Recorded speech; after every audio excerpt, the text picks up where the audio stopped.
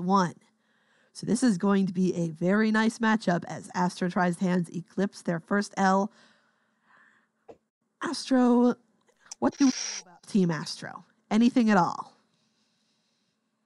Well, the only team that they lost to was the only team that they lost to was actually the team that's like right tied with them in standing.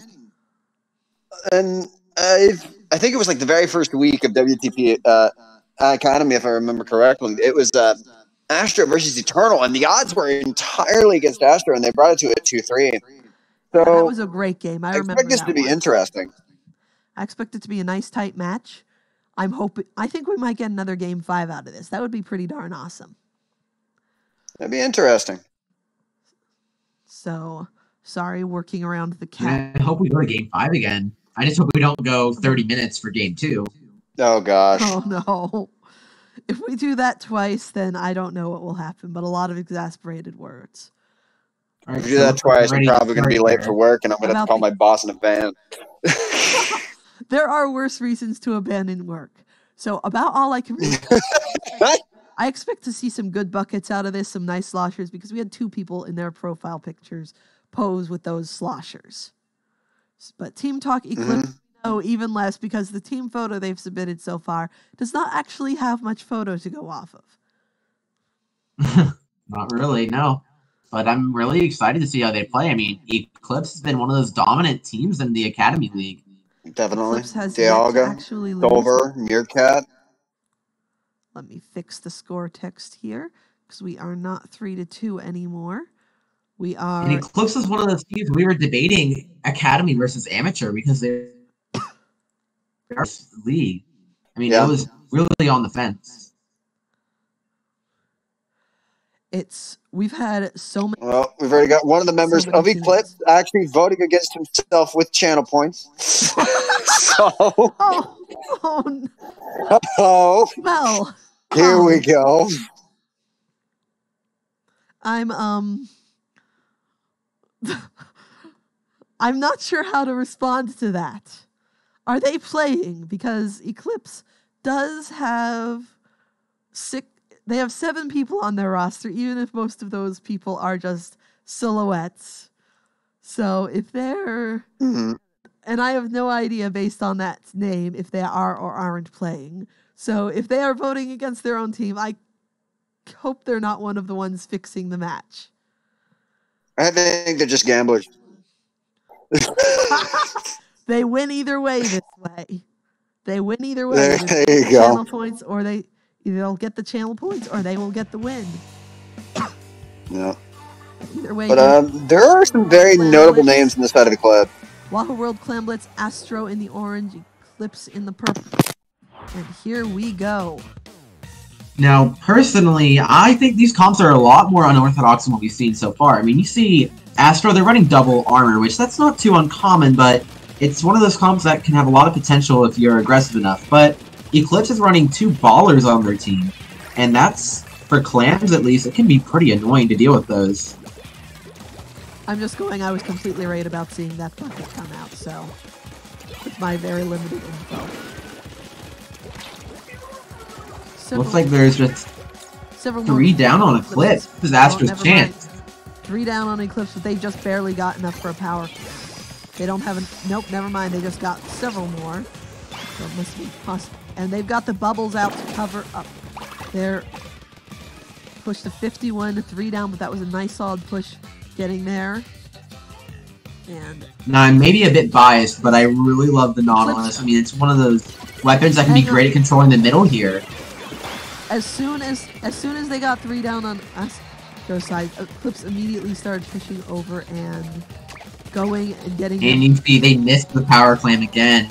Oh, they got it in, and that ties it. But if they can't follow up, that's 1 point. No, they're not going to have lead. They can't get it. Another push. Not even 2 minutes in, we've had 2 amazing pushes, one right after the other.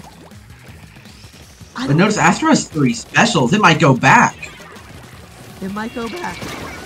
Not but a brilliant double from the K-Gal. That was... And they get the triple. That's some great plays we're seeing from Eclipse. And this is going to give them the lead that they need. But the KO goes down. It's just the baller. It's just the baller, and if that baller explodes, they lose all 8 of those clams. They go flying, and they can't risk picking them up, not when they're being shot at that hard. So no, that was close. They could have taken it, but it's just a disorganization again. If they get another power clam in, they could do something. They only need that one power clam to overcome their penalty now. Which is sort of an advantage, except that they gave the other team a pity clam in the process. Nice shark from Nita there.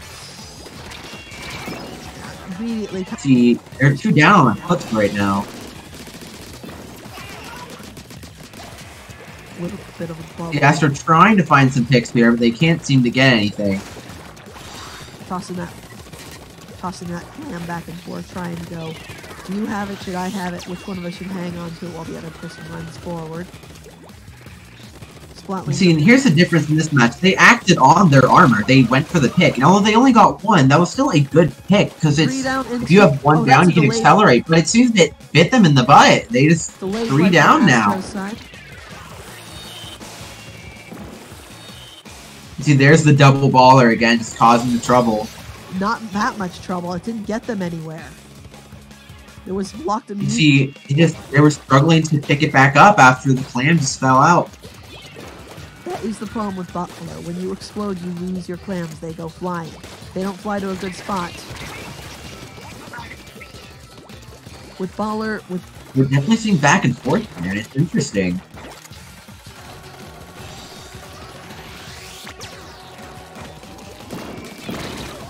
Eclipse needs to get another push to get that lead. Astro could just hold on to it, but it's dangerous for both sides. There's only 1 good score needed to gain for a big way. But you can see Eclipse, they have a lot of clams now, and they just need 1 power clam to get that lead back. And there it is! There's a lead change. 2 power clams in, they focused that one very well. And they still have some more clams available to them if they can find them. And this push they're going to keep it open. Keeping it open, 11 left. They don't have any clams right now, so I think that's the end of this push unless they make some drastic measures. They may not have clams, but they're staying in the basket. They're going to keep the kills coming out. They're doing great at working together, but they're going to go down. This might be the end. No one on Astro tried to pick up that pity clam before the basket closed. You don't get another pity clam if that basket closes when you've still got one from earlier. So that was an interesting move. I don't know if it's because they were being splatted too fast or if that was just an oversight.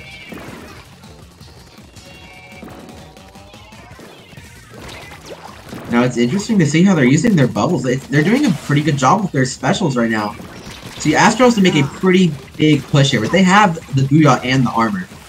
And it's just the ball on the side of Eclipse. This is their chance if they can get this kill on the knot. They don't have that much time to score, though, and they've gotten moved quite a ways. And they didn't go for it. They didn't go for the push. They got a score, but then they got wiped out. They didn't... I think this one is about to be over in Eclipse's favor. It's definitely an interesting match, to say the least. Very back and... wrong one. Very back and forth. Very tightly together. Those two teams are a lot more evenly matched than I might expect. Well, no, they're very, very evenly matched. 17 splats on Gray and Eclipse, but 14 on the top splatter of the other team. That was some very well done fighting there. Definitely. Cause I'm going to bring it to you. So, in your opinion, because our next match, it's going to be the Rainmaker one, of course, the infamous one. Yeah. So the last match we saw was a lot of back and forth too, and it was just hard to get the push going. So, which team do you think has the advantage here?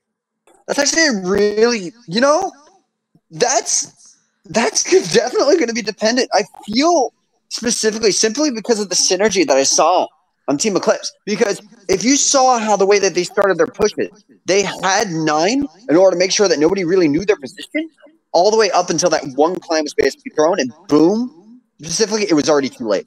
The problem that I've got is, like I said, the double ball was a bit bizarre because the reason why you want ball is to set up.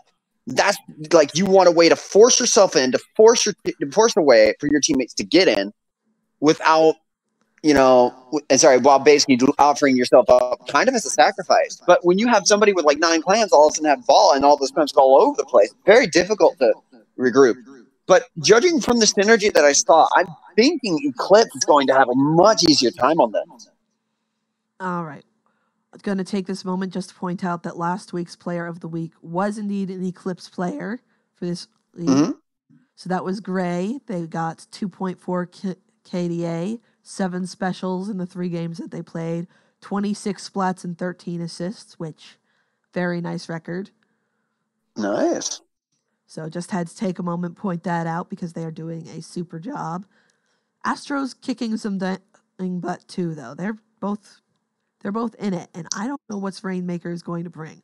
We've seen... I'm about to say, this is not going to be easy. This is definitely not going to be something where Eclipse just walk in, kick in the door, and then shoot everyone. This is going to be...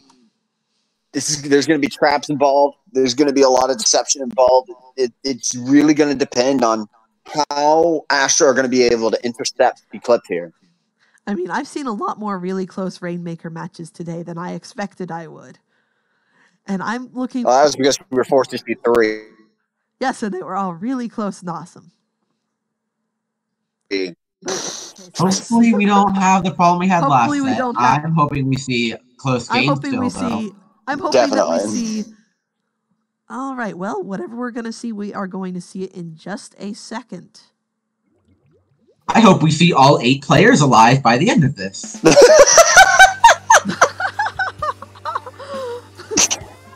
Once they're splatted, they're not really dead. But I think someone put the sugar back in his Kool-Aid. Astro in the blue, Eclipse in the green. Astro in the blue, Eclipse in the green. Now, I think the Dapples is a pretty interesting pick. That's a very dependent weapon, especially... Oh, and there's the pop, and it's going to take out Solar. That's their support. And as a Dapple player, if you don't have the support, it's hard to do much. You see, they go down. Right, looks like Eclipse is down just 1 player, but that doesn't mean much right now. They're both looking for an advantage. Trying to get the paint pretty even. No one's got too much going on. You can see they're acting on their armor, and that's the difference between this set and the last. You see the Ray trying to find picks, but the Dapples might take them out. 1 down on each side. Just 2 down on Astro now. And that's a delayed wipe on them. That's a delayed wipe. Grab it and go, Eclipse. Grab it and go. They can really get a lot of points here, and they're just taking too long. That's a commonality we've seen, just not having the momentum and the speed.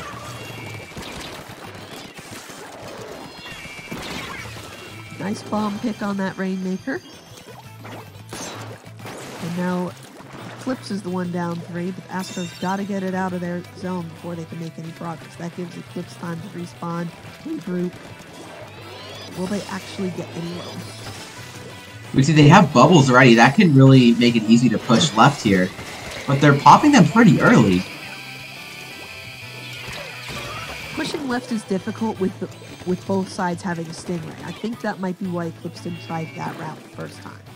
Because if you've got a Stingray ready to go and you've got any sort of aiming skills, that is the only way I can reliably hit someone's Ray. They don't have anywhere to go take that.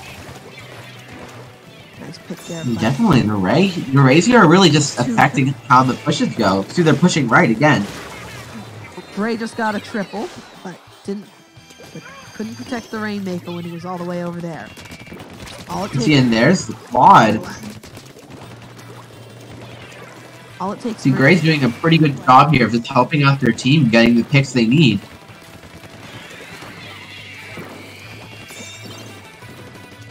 It can be Eclipse's chance to push even farther. See, Gray trying to find some picks, but they're going to get 2 down. See, Gray's just causing so much trouble, but Astro taking out 2 of the most important people in the push. We've got at least a double there, maybe triple, I'm not entirely sure. A little too much chaos. Gray with like almost a 7 kill streak. But I think amazing plays that we're seeing here. Looks like they're just letting the Rainmaker reset here. while they're trying to get some map control because there is so much green on that center that they can't. Even if they were to get the Rainmaker, what would they do with it? You see, it's still equal on the map, 3-3. It's just trade after trade. But Astro does have the advantage. It's 2 down on Eclipse. True. But neither side can really gain a paint advantage. Eclipse had that one nice push, but Astro can get an equally nice push. We have no idea what'll happen. They've got Ray coming out, they've got Rain ready to go, Armor ready to go. They're trying to get some picks, no pun intended, and it's the armor again. It's the pressure that they're using with it. But see, they're 3 down now. Astro really needs to come back and do as much as they can. Nito is not well positioned for that. Nito was positioned for a push, not a defense. And that's how Eclipse got this premature start to their push. You see, they're getting close. The timer's just ticking down. Less than a minute left, and Eclipse has quite a lead to go. Astro still has a chance if they can take advantage of it. Oh. Or they could get taken out by Dapples. That is also a distinct possibility. Rainmaker's being received. Now, Eclipse is doing a great job of getting picks right now. I mean, notice their T-Tech has 20 picks, and there's still 30 seconds to go.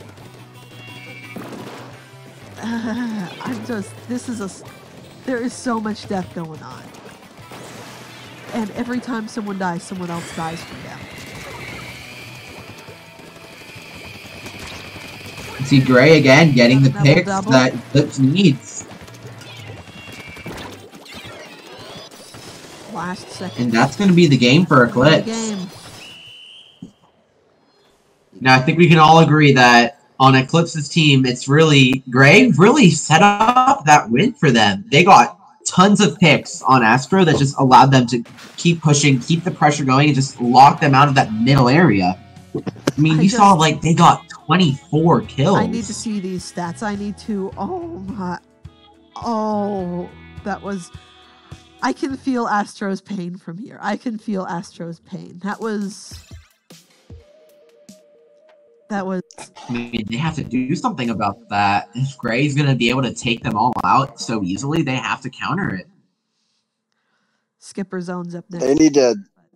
They genuinely had to have somebody basically on Gray. Someone has got to be able to take out Gray and stop Gray from just causing havoc.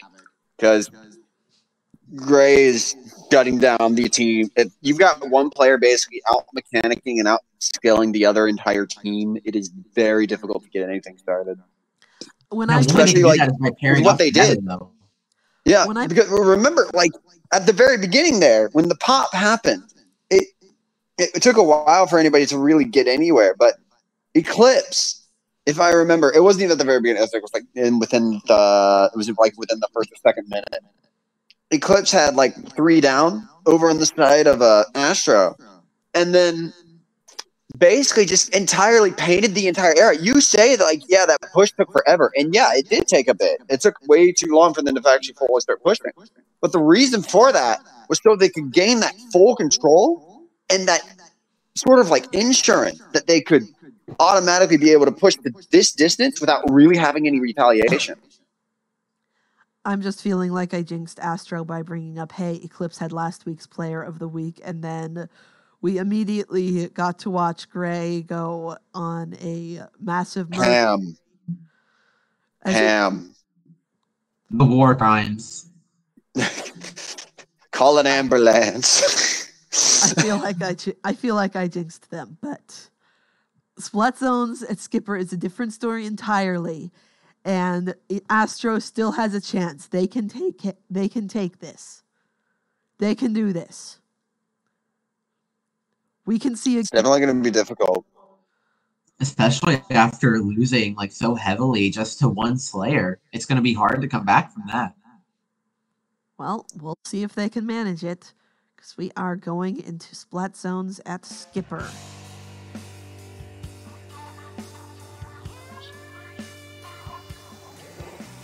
Astro in the green for Eclipse. And Now, I'm a little interested in Eclipse's comp. I mean, it's pretty interesting to see they're running a machine, the T-Tac, that's both pretty customary. And I really like the 96 scale. That's going to be helpful to go against the Try, the Machine, and the Zap. Because that can really punish Slayers. And you see it's already taking out what they go down. But the Gal is going to cause trouble. And just adding that on to Gray. You see Gray just, again, getting the picks. yep. It's going to make it even harder for Astro. But they've... So much for that. Nice trade. They haven't realized this is the person we need to watch, and they are doing it. Astro's decently, not a terrific lead, not enough to guarantee a game, but enough to get somewhere. Just those They're not dominating, but they're doing a good job of handling this. Or at least they were. We don't know if they're going to get the lead back because they aren't close enough to the zone, and Rio's getting quite a good few picks there. Looks like we're going to have a lead. Oh, you see, as I say that, 3 down on the side of Astro. And it looks like they're all going down the side. See, this is when they need to come together and try and get the picks together, the 2v1s. And we don't see that a lot in low-level play. Mainly in low-level play, pushes are focused around specials, and in mid-level it's a lot of the pairing. But I think they need to realize that if we go together, I mean, it's kind of hard to take us both out. You can, like, worst-case scenario, get the trade, unless you're just not focused.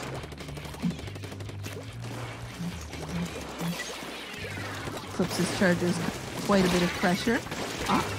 Oh, almost had... Definitely. I mean, you see the Inkjet also doing a great job of just keeping them out of the zone. They stuck him with the penalty. Got a little bit off their own total, but not enough to get a really good straight as we see Gray get one. And what do you know, Gray? Just they keep doing it. Never cease to amaze. And you see the timer's just ticking down lower and lower. Astro's 3 of them respawning. That was a delayed wipe, I think. See, they have desynced respawns here, and they're trying to go in alone. It's not going to work out for them. It may have Brilliant snipe from Dialga there. Teams, but... Oh, that was a nice one. And that is game in a 3-0 sweep for Eclipse.